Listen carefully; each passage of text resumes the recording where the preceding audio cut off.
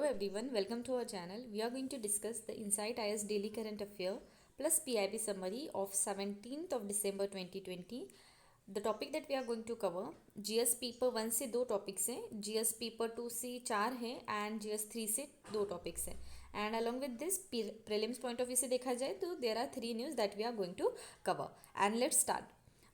सो GS paper 1 से सबसे पहले न्यूज़ है द टॉपिक जो कवर करती है that is women related issue. So the news is pill in SC for uniform divorce alimony rules. तो रिसेंटली क्या हुआ है, जो हमारे सुप्रीम कोर्ट है उन्होंने एग्री किया है कि वो एग्जामिन करेंगे जितने भी पिल्स आए हैं regarding the uniform guidelines on a divorce and maintain करेंगे divorce maintenance and alimony of all the religion. ठीक है, तो सुप्रीम कोर्ट उन्होंने एग्री किया कि they will examine the PILs which are regarding this. अब हम देखते हैं कि इस की नीड क्यों थी. तो पिटीशन फाइल हुआ था इन द कोर्ट जो आर्ग्यू करता है divorce maintenance and alimony law in the certain religious discriminated and marginalise women. ठीक है, तो ऐसे कुछ रिलीजन हैं वहाँ पे ये जो डिवोर्स रिलेटेड वगैरह जितने भी लॉज होते हैं, ठीक है, वो कहीं ना कहीं डिस्क्रिमिनेट या मार्जिनलाइज करते हैं वुमेन को. तो उसी के रिलेटेड जो है एक पिटिशन फाइल हुई थी. एंड दस क्या हुआ बाद में, this anomalies varies from one religion to other and where ये कहीं ना कहीं वॉयलेट करता है द राइट ऑफ इक्वेलिटी. ठीक है, that is article number 14. Along with this it also violate the right against discrimination that is article number 15. ठीक है, जो बेस होता है on the basis of a religion gender and a right to dignity. ठीक है, तो इस सब का जो है वॉयलेशन होता है उन सब में. एंड देयर फोर जो लॉ है, ठीक है, on divorce maintenance and alimony, ठीक है, it should be gender neutralize होना चाहिए along with this religion neutral होना चाहिए. ठीक है, तो जेंडर न्यूट्रल और रिलीजन न्यूट्रल होना चाहिए. ठीक है, इसके रिलेटेड बिल थी. ठीक है, इसलिए जो इतना वॉयलेशन हो रहा था तो जो है ये पिटिशन को हियर करना एक सुप्रीम कोर्ट ने एग्री कर दिया है. अब हम देखते हैं status of a personal law in India. तो रिसेंटली अगर देखा जाए तो पर्सनल लॉ जो सब्जेक्ट है, ठीक है, जैसे कि मैरिज हो गया, डिवोर्स हो गया या इनहेरिटेंस, वो सब आता है कॉन्करेंट लिस्ट में. ठीक है, और उसके साथ साथ जो हिंदू पर्सनल लॉ है, ठीक है, it has been and large secularized and modernized by a statutory enactment that is Hindu Marriage Act 1955. The second one is that जो मुस्लिम पर्सनल लॉ है are still primarily unmodified and traditional है. ठीक है, उसमें traditional content है और ज़्यादा modification नहीं है, जैसे कि Shariat act 1937. Along with this अगर क्रिश्चियन और जीएस का पार्ट देखा जाए तो they are also govern by their personal and a different laws. ठीक है, तो ये एक हो गया कि किस तरीके का स्टेटस है regarding the personal laws in India.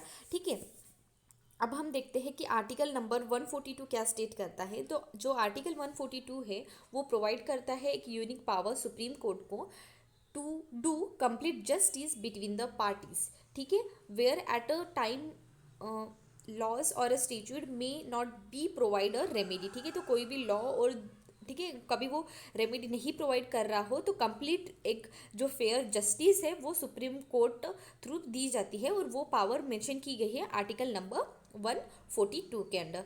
And the court can extend itself and put the क्वेसिट to the dispute in the manner which will be benefit the fact in the case. अब हम देखते हैं कि alimony क्या है. ठीक है, तो सेक्शन जो मेंशन है 125 ऑफ अ CRPC, ठीक है, that is a criminal code of a criminal procedure year 1973. ठीक है, वो अप्लाई होता है to all the communities which are lay down the provision for maintenance of the wives, children and a parent if they do not have any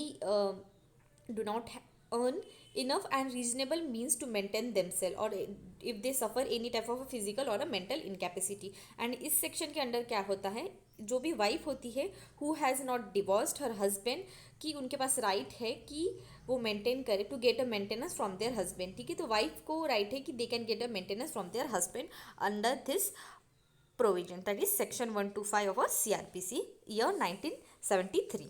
अब हम देखते हैं कि नेक्स्ट न्यूज़. ठीक है, ये न्यूज़ कवर हो गई है. आई होप आपको समझ में भी आ गई होगी. अब हम देखते हैं नेक्स्ट न्यूज़ है विजय दिवस 2020 के बारे में, तो रिसेंटली विजय दिवस, जिसको हम विक्ट्री डे भी बोलते हैं, वो सेलिब्रेट किया जाता है in India every year on 16th of December to commemorate the victory of Indian armed forces over the Pakistan in the 1971 Indo Pak war, ठीक है, और जिसको हम बांग्लादेशी लिबरेशन वॉर भी बोलते हैं, ठीक है। उसके साथ साथ जो इंडिया पाकिस्तान वॉर था वो बिगेन हुआ था 1971 16 दिसंबर को, एंड ये एक शॉर्टेस्ट वॉर रहा है, ठीक है, 13 डेज ही ये वॉर रहा है, but saw one of the biggest surrender, ठीक है। तो एक बिगेस्ट सरेंडर भी उस टाइम पे दिखाई दिया है उसके वॉर के टाइम पे। अब हम देखते हैं कि इंडिया का रोल क्या है while creation of a Bangladesh. तो ये जो 13 डे वॉर चला है, that is Indo Pak war, was sparkle by a rebellion in the eastern Pakistan against the government in the Islamabad, ठीक है। तो eastern wise Pakistan and Islamabad government, ठीक है, इनके बीच में अगेंस्ट में था, ठीक है, ये वॉर। एंड सिंस 1971 को क्या हुआ, Bengali nationalist has been fighting a brutal crackdown of a Pakistani force on a civil and a political right on the Bengalis population. And further जो हमारे उस टाइम पे प्राइम मिनिस्टर थे, दैट इज़ इंदिरा गांधी, उन्होंने सपोर्ट प्रोवाइड किया टू द बांग्लादेश, ठीक है, and cause for a month. But India की जो मिलिट्री थी फॉर्मली वो एंगेज थी with a full scale war with Pakistan on December 3, and soon एक फॉरेन प्रेशर के through to end the war and mounting a loss force Islamabad to accept the defeat, ठीक है। तो वो हार गए थे, तो उनको उनकी जो हार थी उसको मानना पड़ा, एंड फर्दर गारंट कर दिया गया है बांग्लादेश को एक फुल्ली इंडिपेंडेंट स्टेट, ठीक है। तो इस तरीके से एक रोल रहा है, ठीक है, इंडिया का while creation of a Bangladesh. अब हम देखते हैं इनके आउटकम क्या रहे हैं। तो एक यूनिलैटरल और अनकंडीशनल सरेंडर रहा है उस टाइम पे पाकिस्तान आर्मी का, एंड सब्सिक्वेंटली एक सक्सेशन दिखाई दिया है, that is eastern Pakistan into the Bangladesh, ठीक है। And this was the first war after the second world war 2 that India has won conclusively, ठीक है। तो इंडिया ने वॉर किया हुआ ये फर्स्ट वॉर था after just the world war 2, ठीक है। अब हम देखते हैं नेक्स्ट न्यूज़, GS2 पेपर से न्यूज़ है, Maharashtra house resolution on Arnab Goswami and its face of with the judiciary. तो कंटेक्स्ट क्या है, questioning the border of a judicial power, both houses of a Maharashtra state legislator, उन्होंने पास किया है एक प्रपोजल जो स्टेट करता है that they will not take cognizance और रिप्लाई टू एनी नोटिस जो सेंड किया गया है बाय हाई कोर्ट और supreme court in the breach of a privilege motion, जो अगेंस्ट में लगा था एक जो रिपब्लिक टीवी के एडिटर थे एंड एक one of the biggest anchor जो रहे हैं, ठीक है, अर्नब गोस्वामी के, ठीक है। तो ऐसा हुआ है। अब क्या हुआ है उसके बाद में, एंड ये कहीं ना कहीं ऐड करता है एक नया ट्विस्ट जो ऑनगोइंग डिबेट में है, that is separation of a power between the legislature and a judiciary, ठीक है। तो उन्होंने तो गवर्नमेंट ने तो बोल दिया कि they will not take any cognizance और रिप्लाई टू एनी नोटिस जो हाई कोर्ट और सुप्रीम कोर्ट थ्रू सेंड किए जाएंगे। तो ये कहीं ना कहीं एक डिबेट जो है उस पर एक नया टर्न लाता है regarding the separation of power between judiciary and a legislative. अब हम देखते हैं कि ये डॉक्टराइन जो है सेपरेशन ऑफ पावर वो क्या स्टेट करती है। तो जो doctrine of separation of power है एक पार्ट है basic structure of the constitution, and दो उसको हम ठीक है, and even though it is not specifically mention in the text, and दस ये कहीं ना कहीं इम्प्लाइज करता है कि 3 पिलर्स है of a democracy, that is mainly executive, judiciary and a legislature, and वो अपने जो फंक्शंस है वो सेपरेटली परफॉर्म करते हैं and they act as a separate entities.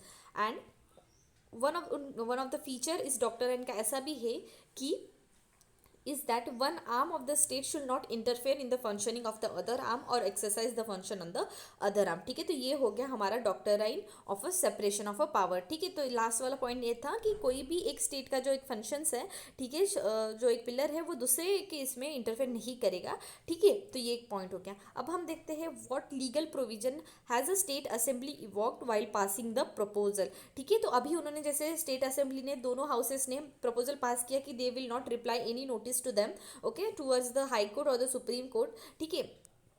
तो अब मतलब पर्टिकुलर ये भी ध्यान में रखना, particular in the case which is related to the breach of a privilege motion जो लगा था against the Republic TV editor and the anchor Arnab Goswami. अब हम देखते हैं कि लीगल प्रपोजल क्या है, ठीक है, जिसको वॉयलेट करते हैं।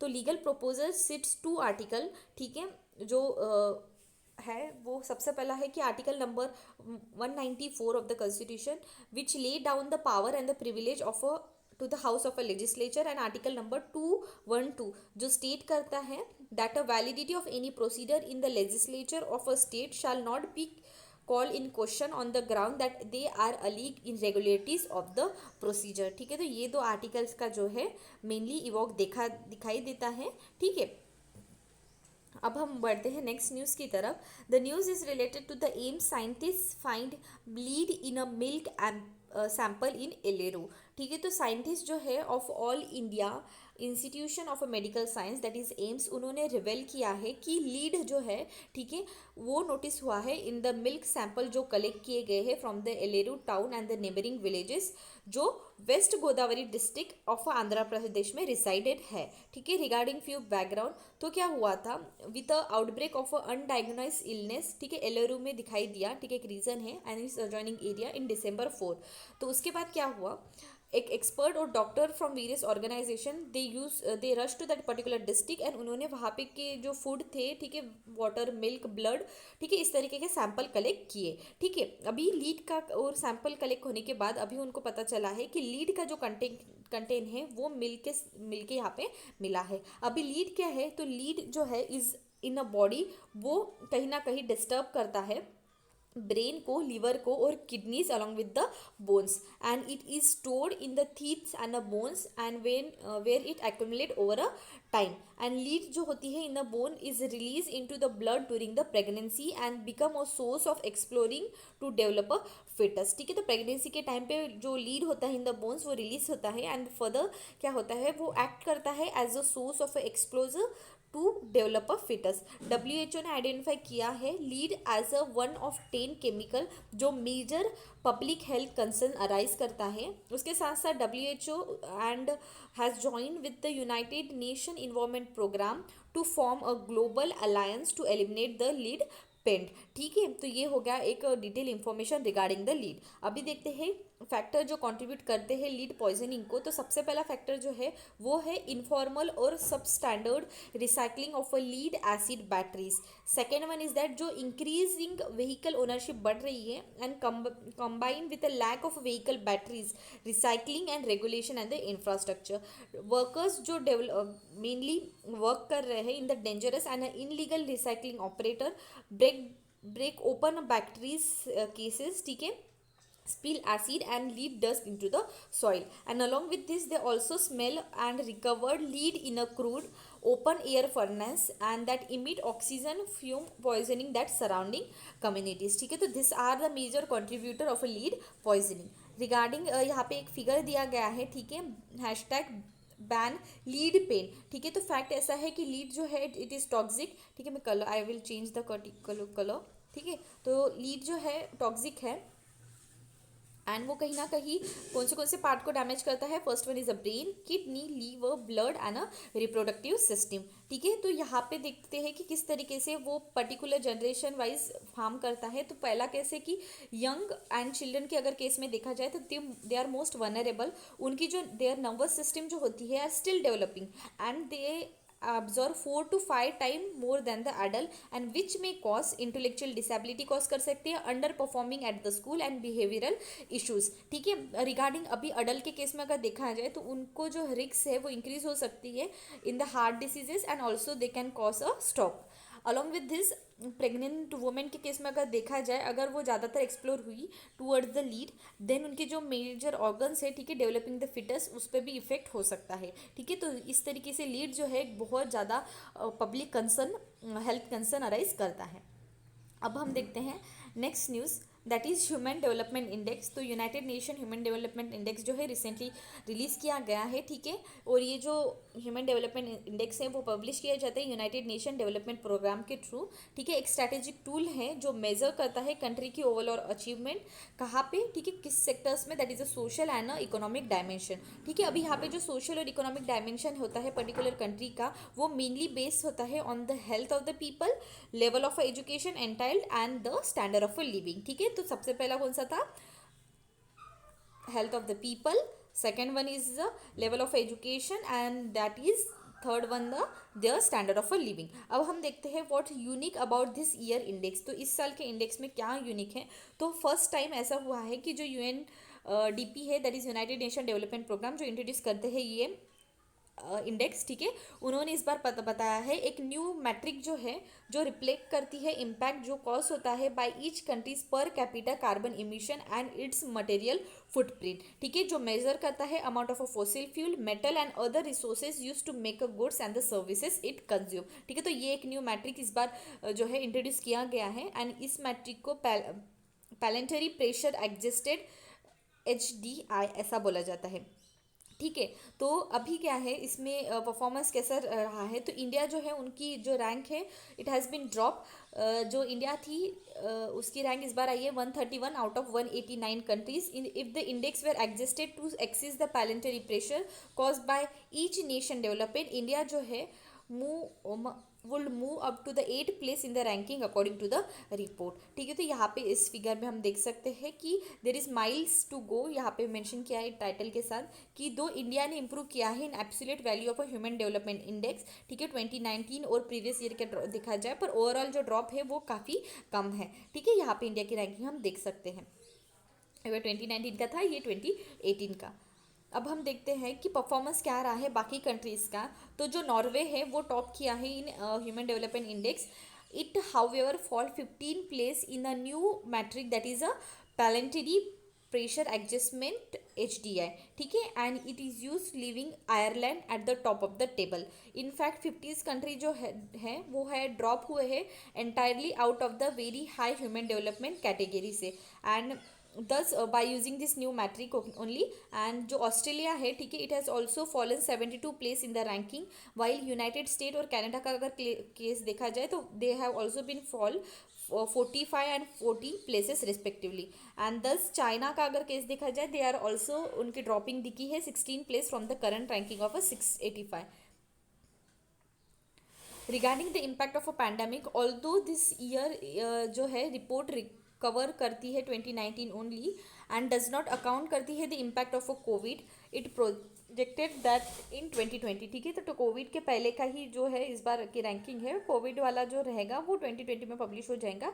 सो ग्लोबल HDI जो रहा है shall fall below the first time in the 3 decade since the index has been introduce, ठीक है। तो इंडेक्स जब से इंट्रोड्यूस हुआ है तो इस बार फर्स्ट टाइम हुआ है कि इतना जो है उसमें फॉल दिखाई दिया है, ठीक है। अब यहाँ पे देखते हैं, या इस फिगर से आपको एक अच्छा आइडिया आ जाएगा कि ह्यूमन डेवलपमेंट इंडेक्स डायमेंशन कौन सा है, long and healthy life, knowledge and decent standard of a living, ठीक है। इंडिकेटर्स है ना, indicators that is a life expectancy at a birth and further it leads to the life expectancy index। Then knowledge के अगर case में देखा जाए तो year of a schooling and mean year of a schooling, ठीक है, that is education index. And third one is that GNI per capita and further that is GNI index and further it lead to the human development index। इस तरीके से तीनों का combination है। अब हम देखते हैं नेक्स्ट न्यूज़। तो क्या है, US put India on a currency manipulator monitoring list. तो US की जो ट्रेजरी है, ठीक है, ट्रेजरी उन्होंने लेबल किया है Switzerland and Vietnam as a currency manipulator, and they have also added 3 name that is Taiwan, Thailand और इंडिया को, ठीक है, to a watch list country in suspect of making a major कि वो devalue करे उनकी करेंसी अगेंस्ट द डॉलर्स, ठीक है। तो इंडिया को भी इस लिस्ट में डाला गया है to be label as a manipulator by the US treasury. इसके बारे में अगर देखा जाए तो countries must have at least $20 billion जो है plus bilateral trade surplus with the US। Foreign currency intervention अगर देखा जाए exceeding 2% of a gross domestic product, and global current account surplus जो होना चाहिए एक्सीडिंग 2% ऑफ अ GDP, ठीक है। तो this are the 3 point regarding the reason कि इस साल की वो इनको जो है लिस्ट में रखा है। तो इन द ईयर जून 2020 जो स्विट्जरलैंड और वियतनाम रहा है, they have intervene heavily in the currency market to prevent a effective balance of a payment adjustment. Along with this India और सिंगापुर जो है उन्होंने भी इंटरवेन किया है in the foreign exchange market in a sustained asymmetrical manner, but उन्होंने किसी भी type but did not meet any other requirement to warrant a designation of a manipulator. ठीक है, पर उन्होंने, ठीक है, इंडिया और सिंगापुर ने इंटरवेन किया है in the foreign exchange management, ठीक है, एक असिमेट्रिकल मैनर में, पर किसी भी टाइप का उनका ये एक मेजर ये नहीं था कि उनको एक जो डेजिग्नेशन दिया जाए एज अ मैनिपुलेटर। ठीक है, अभी हम देखते हैं इसका इम्प्लीकेशन क्या होगा। ठीक है, while the designation of the country as a currency manipulator does not immediately attract any penalties, it tend to dent the confidence about the country in the global financial market. ठीक है, तो ये एक major implication रहेगा। अब हम देखते हैं कि what is the currency manipulation and who determine it. ठीक है, करेंसी मैनिपुलेशन क्या होता है और किसके थ्रू डिटरमाइन किया जाता है। तो यूएस डिपार्टमेंट ऑफ ट्रेजरी जो होती है वो पब्लिश करती है एक सेमी एनुअल रिपोर्ट, ठीक है, in which development in the global economy and exchange rate policy जो होती है उसको रिव्यू किया जाता है। And if US trade partner जो है वो तीन, ठीक है, वो मीट करते हैं तीन असेसमेंट क्राइटेरिया। ठीक है, the US label it as a currency manipulator. ठीक है, तो तीन लेबल के क्राइटेरिया जो थे मैंने अभी यहाँ पे डिस्कस किए थे। ठीक है, दिस थ्री। अब हम देखते हैं next point. The US treasury department जो होता है वो डिफाइन करता है करेंसी मैनिपुलेटर को as a country when deliberately influence करता है the exchange rate between their currency and US dollar to gain एक unfair competition advantage in the international trade. ठीक है, तो इन सारे कंट्रीज को जो है एक मैनिपुलेटर करेंसी, ठीक है, they are manipulating the currency, ऐसा टर्म किया जाता है according to the US treasury department. ठीक है, अब हो गई वो न्यूज़ कवर। अब हम देखते हैं जीएस3 पेपर से न्यूज़ है। In the farm law the dispute settlement provision government has offer to roll back. तो रिसेंटली क्या हुआ है, in a bid of a blanket farmer protesting on the border of a national capital for over a 3 week against the new farm bill, centre ने offer किया है एक significant water down की provision of this law. ठीक है, तो centre ने जो ऑफर किया है एक सिग्निफिकेंट चेंज करेंगे जो भी उन्होंने तीन लॉज लाए हैं रिगार्डिंग द फार्म, ठीक है, एग्रीकल्चर सेक्टर में। तो अब हम देखते हैं कि almost the change proposal is a roll back a unique dispute resolution mechanism दो इशू हुआ है between the farmers and the buyer and instead bringing such dispute under the jurisdiction of a civil court. अब हम देखते हैं कि क्या dispute settlement mechanism लाया गया है। तो जो farmer produce trade and commerce promotion of and facilitation act 2020 था वो प्रोवाइड करता था बायर को एक राइट जो कि वो एंगेज करे in the trade and commerce of a farmer produce across the country. It means farmer के पास फ्रीडम था कि वो एंगेज करे intra trade and inter trade, ठीक है, इंटर स्टेट और इंट्रा स्टेट ट्रेड वो एंगेज कर सकते हैं and with buyer expanding their choice beyond the traditional market. ठीक है, तो ये प्रोविजन था इस 2020 के एक्ट के अकॉर्डिंग।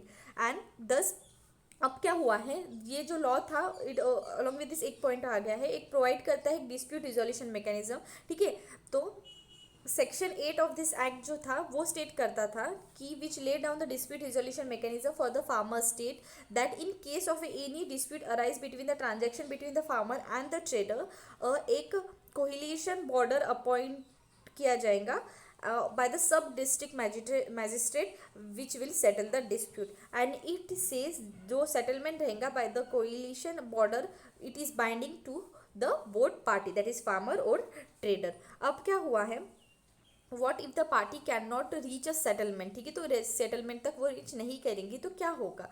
तो if the dispute is not settled within the 30 days, ठीक है, it is being brought to the board, the SDM will hear the dispute acting as a sub divisional authority for settling such disputed. Sub divisional authority जो है वो empowered है कि वो पास करे तीन टाइप ऑफ ऑर्डर। अभी वो तीन टाइप ऑफ ऑर्डर क्या क्या रहेंगे, वो है कि वो पास कर सकते हैं एक order for the recovery of amount जो पेएबल रहेगा to the farmer and the trader, impose कर सकती है पेनाल्टी, सस्पेंड कर सकती है for such a period as he deem fit और cancel the right to operate as a electronic trading and a transition platform. ठीक है, तो ये हो गया सब रिविजनल अथॉरिटी के अंडर में पावर। अब क्या हुआ है, why are the farmer upset with this dispute resolution framework. ठीक है, तो ये फ्रेमवर्क जो ऐड किया गया है, ठीक है, इस न्यू 2020 के एक्ट में, ठीक है, तो इससे क्यों फार्मर अपसेट है।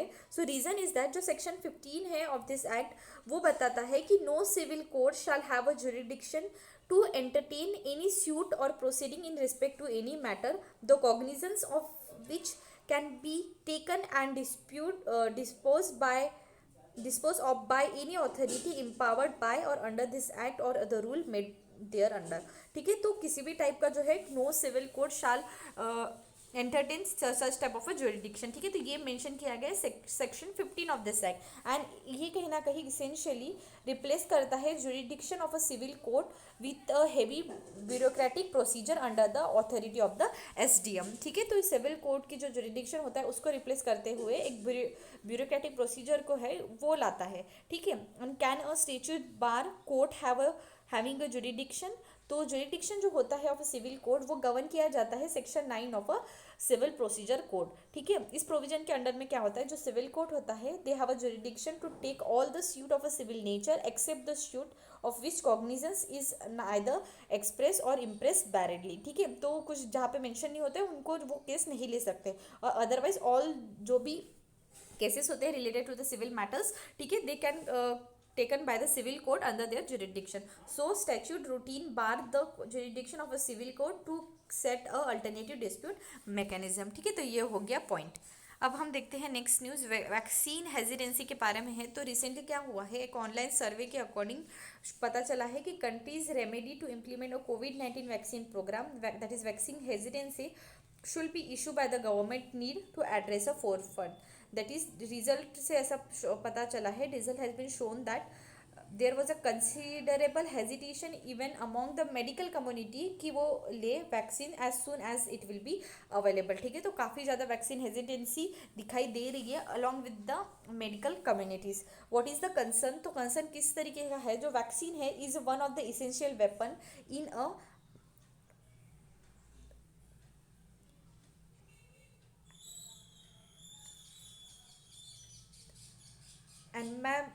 armamentarium in our war against the pandemic। ठीक है, तो any hesitancy in accepting the vaccine will lead to the negative consequences and further जो एफर्ट्स रहेंगे, ठीक है, टू कंट्रोल द पैंडमिक उसको भी इम्पैक्ट कर सकता है। ठीक है, अभी नीड ऑफ आवर क्या है, तो एक प्रोएक्टिव एड्रेस करना चाहिए कि reason behind the medical sorry behind the hesitancy, एक कॉन्फिडेंस देना चाहिए पब्लिक को। ठीक है, by discussing the robustness of various processes जो इन्वॉल्व है इन द ड्रग डेवलपमेंट। ठीक है, clinical trial design, conduct, monitoring, analysis, reporting. ठीक है, ये सारा उसके साथ साथ this will also make a public aware about the rigorous process जो फॉलो की गई है क्लिनिकली ट्रायल। ठीक है, उसके बाद ही जो है अप्रूव किया गया है। ठीक है, तो एक ये जो 3 स्टेप है वो नीड ऑफ अवर है कि पीपल की जो हेजिटेंसी अराइज हो रही है टू टेक अ वैक्सीन, ठीक है, तो वो कहीं ना कहीं कम हो। अब हम देखते हैं पॉइंट ऑफ अ कंसर्न, तो यहाँ पे some highlights from the online study. ठीक है, in which 1424 medical health care professional practice participate किए, तो उनमें से मेजोरिटी ऑफ द रिस्पॉन्ड किया है, दैट इज 64% प्रीफर किया है to have a antibiotic test done before the vaccination.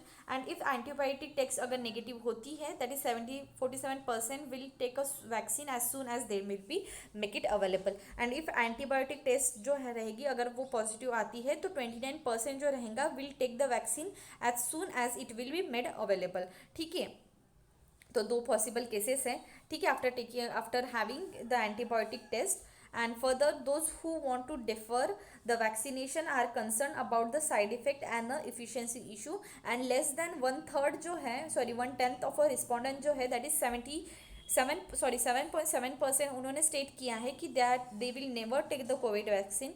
And of the participant who were tested for a COVID antigen PCR, उनमें से 26.4% जो थे वो पॉजिटिव थे। ठीक है, अभी हम देखते हैं कि vaccine hesitancy a generation at a risk. तो वैक्सीन हेजिडेंसी को डिफाइन किया है डब्ल्यूएचओ ने कि एक डिले इन एक्सेप्टेंस और refusal of the vaccine despite availability of a vaccine services, and it was one of the 10th third of a global threat of a global health this year. ठीक है, अब हम देखते हैं next news fact for the prelims. CMS-01 satellite, तो एक communication satellite है जो लॉन्च किया गया है by the ISRO, that is Indian Space Research Organisation, on a broad of a PSLV C50। ठीक है, तो CMS-01 जो है कम्युनिकेशन सैटेलाइट इन्वेसाइज करता है for providing a services in extend C band for a frequency spectrum. ये cover करता है, ठीक है, it cover which include India का mainland, Andaman and Nicobar, Lakshadweep island. ठीक है, एंड ये जो सैटेलाइट रहेगा इट इज़ एक्सेप्टेड कि to have a life of more than a 7 year. ठीक है, अब हम देखते हैं next list of a trusted telecom gear firm plan. तो कैबिनेट कमेटी ऑन सिक्योरिटी उन्होंने अप्रूव किया है एक national security directive on a telecommunication sector, जो मैंडेट करता है टेलीकम्युनिकेशन सर्विस प्रोवाइडर को to procure equipment from a sources जो डेजिग्नेटेड हुए to be the trusted. It was done in order कि वो मेंटेन करे एक integrity of a supply chain security. Government जो रहेगा विल डिक्लेयर करेगा एक list of a trusted sources और product for the benefit of a telecom service provider. Regarding next, the Pakistan approve a chemical castration of a sex offender. तो पाकिस्तान ने approve किया है chemical castration of a rapist as per the sweeping new legislation spark. And ये जो new law रहेगा will see the rape cases expedited throughout the court and create a countries first national sex offender registrar. ठीक है, तो ये हो गया next news regarding the Pakistan. In this way we conclude our today's news section. Have a nice day, thank you.